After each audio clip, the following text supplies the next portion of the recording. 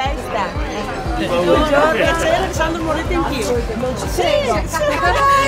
Quasi a 150 comuni. Le Bolkestein è un problema grosso per noi. Ti auguro buona fortuna. Io non guardo i colori, io guardo le persone valide. Sono arrabbiata anch'io, perché chi fa politica onestamente, il marcio ricade anche sulle mie spalle. Dopo un ventennio in cui la politica ha fatto poco o niente, adesso c'è un governo che in 353 giorni sta affrontando riforme che nessuno aveva mai avuto il coraggio di fare. Perché Zaia deve smettere di dire che è sempre colpa del governo. A te serve una classe dirigente che cambi le cose. Sì.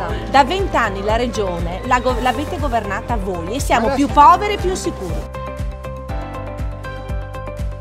Il cittadino non è più abituato a fare le distinzioni. Dobbiamo noi dare al cittadino gli strumenti per distinguere. Che la politica, come in tutti i settori, non è tutto uguale e le persone sono diverse l'une dalle altre in base anche alle scelte che fanno.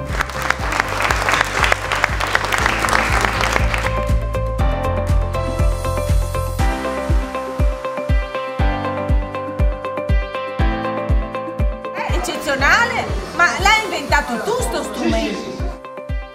Ho perso il lavoro, ancora 6 anni per arrivare alla pensione, sì, mi danno la pensione perché non sono più sicuro di niente.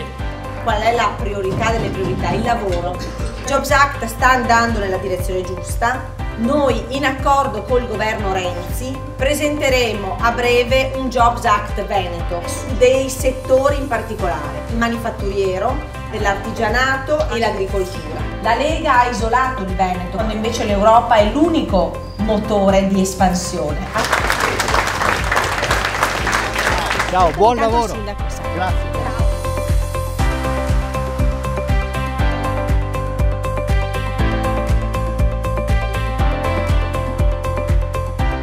Una politica che ne dava un po' di fiducia, che non avevamo più.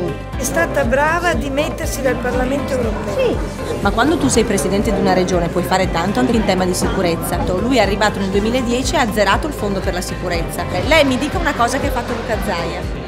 Ma tu hai voglia di cambiarlo sto Veneto?